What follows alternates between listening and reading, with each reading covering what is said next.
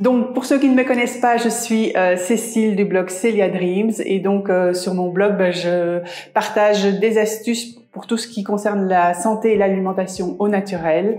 J'ai vraiment à cœur que vous deveniez vos propres coachs en santé naturelle et que vous appreniez plein d'astuces pour pouvoir mieux manger, vous sentir mieux, faire vos cosmétiques maison, etc.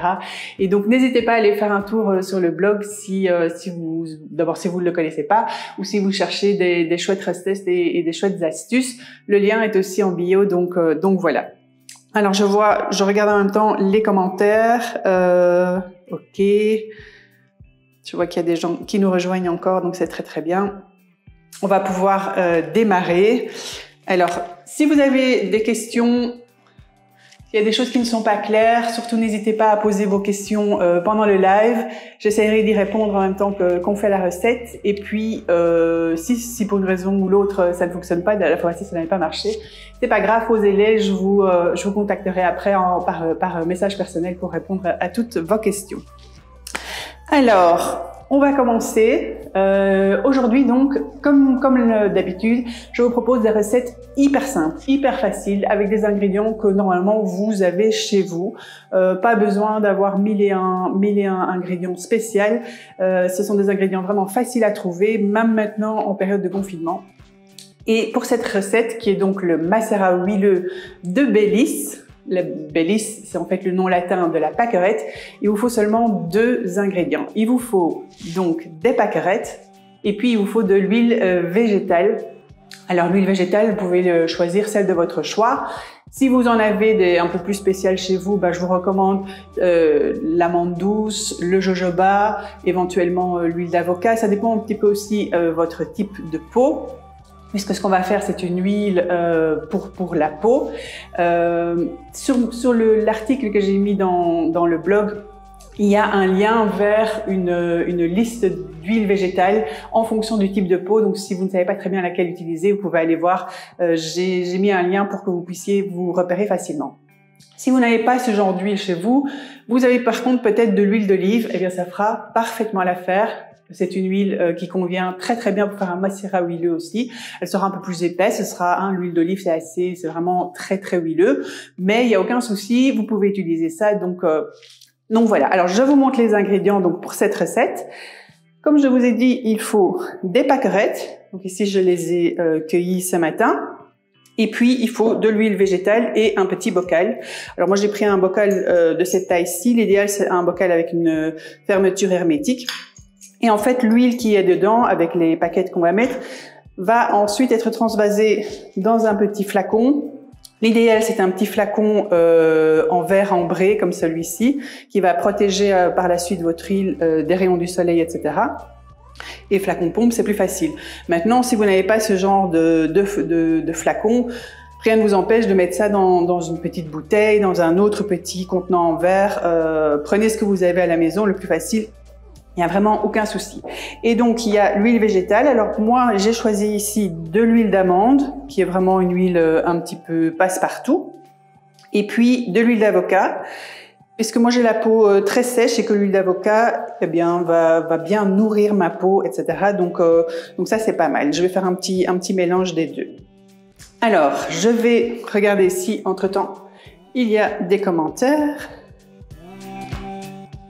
Non, je vois qu'il y a d'autres personnes qui ont rejoint la vidéo, c'est parfait. Pas de commentaires pour l'instant, si tout est clair. Alors, je ne sais pas s'il y en a qui ont déjà préparé les ingrédients à l'avance ou pas.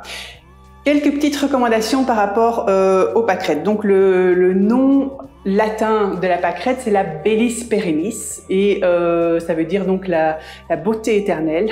Et pourquoi est-ce qu'on l'appelle comme ça? Parce qu'en fait, dans la fleur a des composants qui sont hyper bons pour tonifier la circulation sanguine et qui donc vont venir avoir un effet tenseur au niveau de la peau, ça va venir galber et retendre votre peau. C'est pour ça que le macérat huileux qu'on va faire aujourd'hui à base de pâquerettes, eh bien, il s'utilise surtout au niveau du buste et de la poitrine. Idéal donc pour nous les femmes, en tout cas passé un certain âge, ou éventuellement si vous avez eu une grossesse au niveau du ventre, après pour un petit peu retendre votre peau, Si vous avez fait un régime et que vous avez une petite distorsion, vous avez une distorsion de peau, ce genre de choses-là, c'est vraiment un macérat huileux qui va convenir parfaitement pour vous. Les pâquerettes, vous allez les cueillir. Donc, normalement, vous avez soit un jardin, il y a des parcs. C'est vraiment un ingrédient très très facile à trouver en ce moment. D'ailleurs, ce macérat, vous pouvez le faire à n'importe quel moment de l'année tant qu'il y a des pâquerettes. Mais il faut faire attention. L'idéal, c'est de faire sécher vos fleurs. Donc là, on va pas le faire, puisqu'on peut le faire aussi avec les fleurs sèches. Mais l'idéal, c'est de faire sécher vos fleurs, c'est-à-dire de les étendre quelque part dans un endroit sec et bien aéré, et d'attendre vraiment qu'elles perdent toute leur eau. Parce que quand on fait un macérat avec des pâquerettes ou des fleurs fraîches, il y a un tout petit risque de moisissure à cause de l'eau qu'elles contiennent. Donc voilà, il y a des inconvénients et des avantages à faire avec les fleurs sèches ou avec les fleurs fraîches. Fleurs sèches, bah, vous avez beaucoup moins de risques qu'il y ait la moisissure. Par contre, ça durera un petit peu longtemps parce que maintenant, vous devez d'abord faire sécher vos fleurs, mais ça, c'est vous qui voyez. Si on fait avec les fleurs fraîches comme on va faire aujourd'hui, bah, ça va aller beaucoup plus vite. Par contre, il y a un tout petit risque de moisissure. Quand vous cueillez vos fleurs, il y a aussi 2-3 choses auxquelles vous devez faire attention. Bah, ne les cueillez pas évidemment dans un parc où tous les chiens vont faire pipi dans le gazon. Voilà, c'est pas top. Allez un petit peu plus loin, plutôt dans un jardin ou ce genre de choses-là. Vous devez aussi ne garder que la sommité fleurie, donc vraiment que la fleur. Ça ne sert à rien d'avoir toute la tige puisque les propriétés bénéfiques au niveau de la peau se trouvent vraiment dans la fleur. Alors, je regarde s'il y a quelques commentaires. On me demande qu'est-ce que j'explique.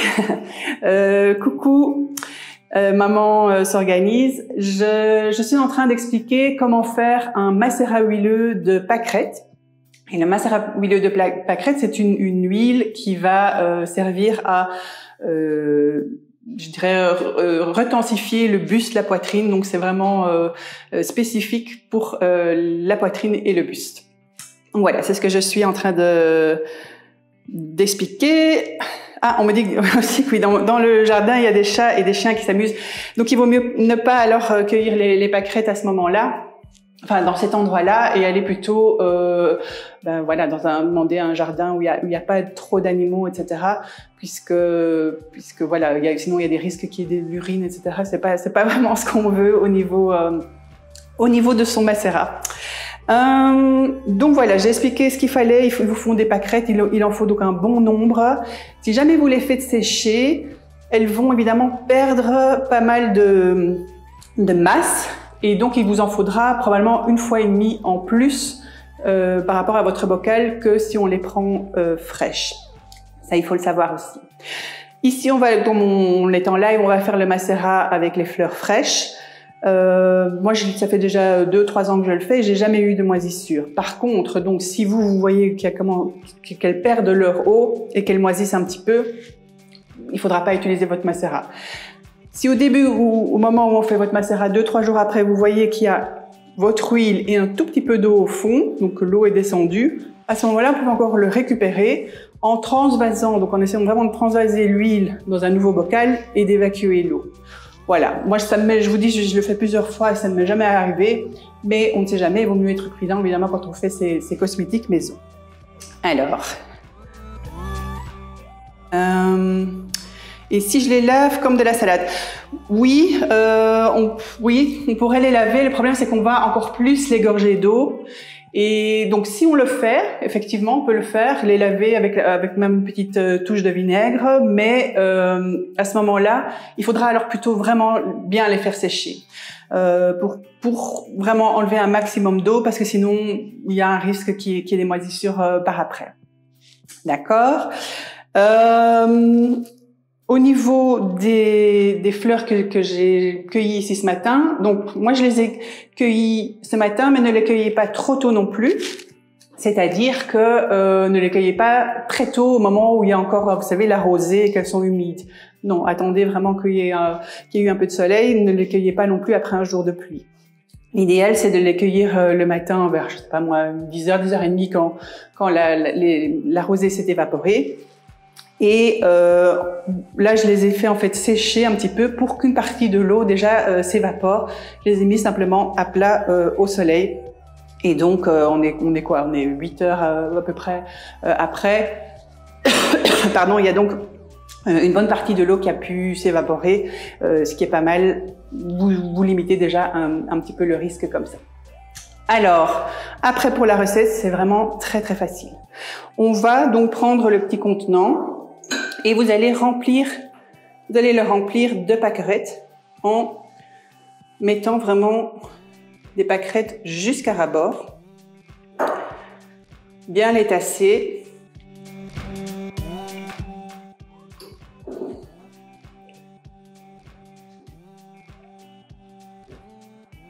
Le fait de les avoir fraîches, par contre, ça a un avantage, c'est que il y a plus de principes actifs par rapport au fait de les sécher. Quand on sèche les fleurs, elles vont perdre un petit peu leurs principes actifs. Donc voilà, ça c'est par contre un avantage. Alors évidemment, au plus on en met, au plus on aura des principes actifs. Donc voilà, moi j'ai mis ici, vous voyez, tout mon bol, il est vraiment bien rempli. Et alors, on va venir verser l'huile. Donc moi, je vais faire surtout avec de l'huile d'amande. Et je vais rajouter un petit peu d'huile d'avocat. Donc on pousse bien pour que ça rentre.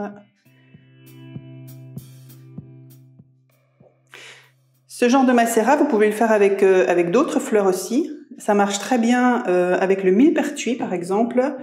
Et là, ça aura des vertus plutôt pour tout ce qui est les brûlures, les coups de soleil, ce genre de choses-là. On peut le faire avec la consoude aussi, les fleurs de consoude. Donc tout ça, c'est très très bon pour la peau.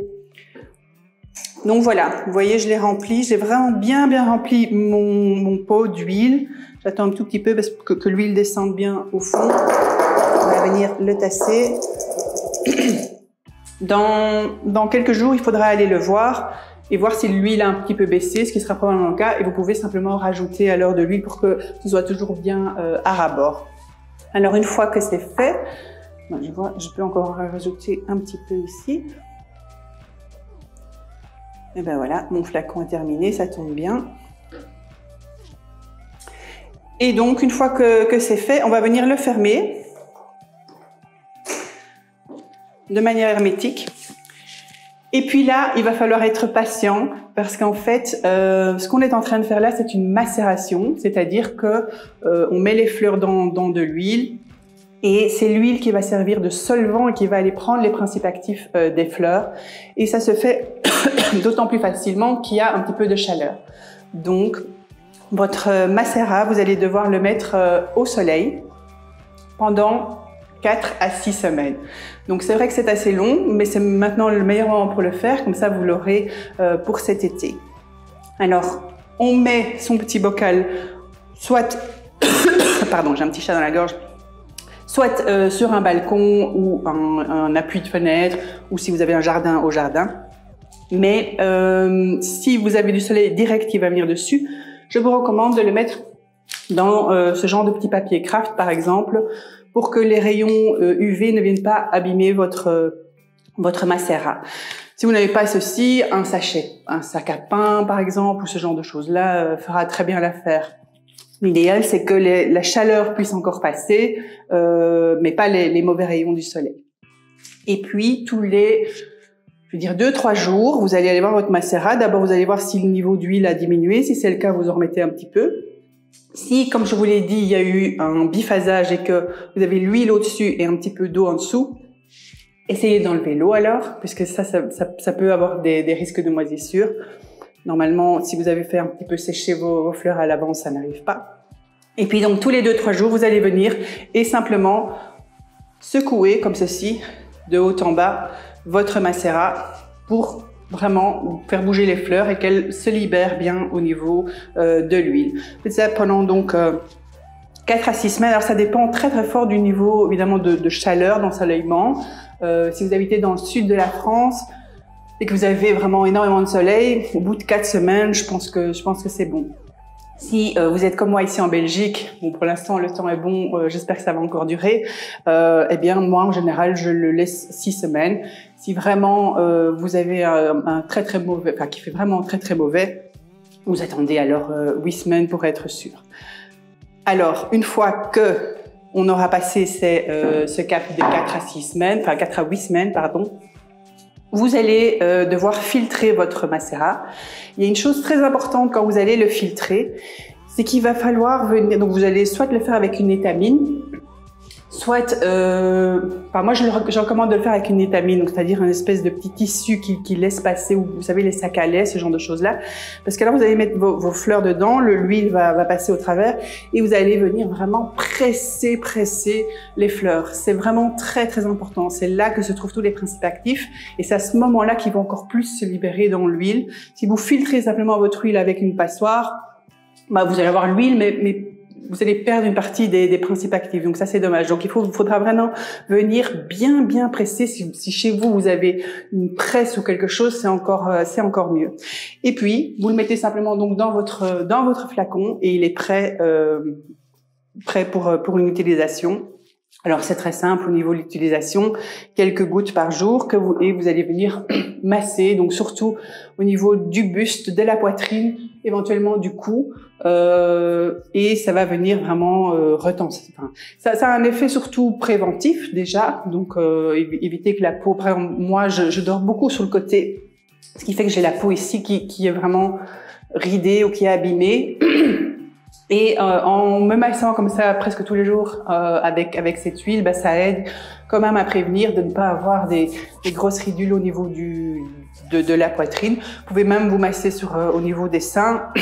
Si vous avez les seins qui tombent, bon, vous n'allez pas évidemment devenir Pamela Anderson grâce à mon macérat huileux, mais voilà, ça c'est quand même un outil de cosmétique naturel qui fonctionne pas mal du tout. Alors voilà, j'ai encore 2-3 petites choses à vous montrer. Je vérifie d'abord si il y a des questions.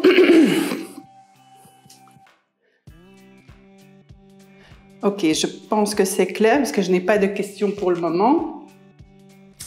Alors, je voulais terminer ce petit live en vous conseillant 2 livres qui, moi, m'ont beaucoup aidé, entre autres, donc pour faire ce genre de produit. Le premier, c'est celui-ci, c'est le grand manuel pour fabriquer ses remèdes naturels de Christophe Bernard qui a le blog Altea Provence. Vous pouvez le retrouver sur Instagram également. Et là, je trouve que c'est vraiment une bible à avoir chez soi si on aime faire ce genre de produit, si on veut faire de la gémothérapie, c'est-à-dire avec des macérats, avec des bourgeons, si on veut faire des tisanes, des infusions, des décoctions. Tout est super bien expliqué dans ce livre. Si j'y arrive, je mettrai la vidéo sur YouTube et là je vous mettrai toutes les références, comme ça vous pouvez retrouver facilement le livre. Éventuellement je l'ai pas fait, mais je pourrais le remettre dans l'article du blog aussi. Si j'y pense, je le ferai tout à l'heure. Donc ça c'est la première chose. Et le deuxième que j'aime beaucoup aussi, c'est ma Bible de l'Herboristerie. Ça c'est aux éditions Le Duc. Un petit peu différent ici, parce que là, c'est plutôt de la phytothérapie, donc par type de mots qu'on pourrait avoir. Et on a toutes les manières de pouvoir se soigner de manière naturelle. Et donc, il y a toutes les pathologies possibles. Ça peut être pathologie au niveau cutané, au niveau du bien-être, de la respiration, des angoisses, de l'alimentation. Et tout est super bien expliqué aussi. Donc, c'est, je dirais, une bonne combinaison pour ceux qui veulent se mettre à ce genre de produits naturels. Mais donc, j'essaierai de vous mettre les coordonnées de ces 2 livres, soit sur le blog, soit sur la vidéo YouTube. Alors voilà, je pense qu'on est arrivé au bout de ce live.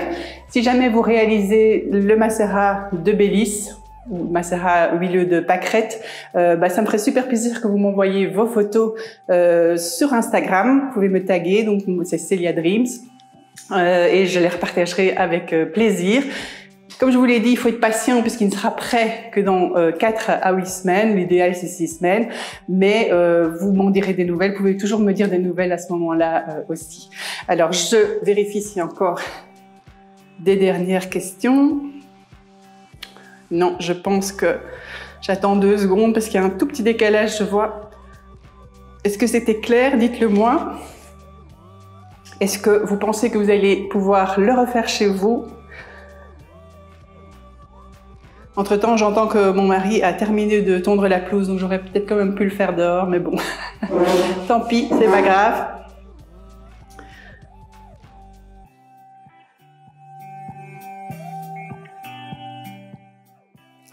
Ok, je pense pas qu'il y ait de questions, donc c'est que c'était clair. On se retrouvera soit la semaine prochaine ou la semaine d'après. Je réfléchirai à vous proposer d'autres recettes super simples comme celle-ci avec des ingrédients que vous avez forcément chez vous. Ça peut être de l'alimentation, ça peut être des cosmétiques, ça peut être n'importe quoi, je réfléchirai. Si vous avez des suggestions, d'ailleurs, n'hésitez pas. Et en attendant, n'hésitez pas à aller sur mon compte Insta. Vous pouvez me poser toutes les questions par là aussi. C'était clair, mais je ne vais pas pouvoir le refaire chez moi. Je suppose que c'est parce que tu as des chiens et des chats dans ton jardin. Maintenant, voilà, si tu trouves des petites pâquerettes ailleurs, voilà, ça peut être une petite activité sympa. D'ailleurs, je pense à ça, ceux qui ont des enfants, c'est Mégane d'ailleurs de Fouette Magique qui m'avait envoyé un petit message avant le live, qui m'avait dit mais moi les enfants, c'est les enfants qui vont aller ramasser des pâquerettes. Pourquoi pas, c'est une chouette activité à faire avec eux aussi. Hello Marie, je vois que Marie est arrivée. Malheureusement Marie, le live est terminé, mais bon, je vais essayer de mettre le replay, j'espère que ça va fonctionner. Je vous souhaite à tous, en tout cas, et à toutes, une merveilleuse après-midi encore. J'espère que votre poitrine me dira merci et on se retrouve à bientôt pour un nouveau live. Ciao!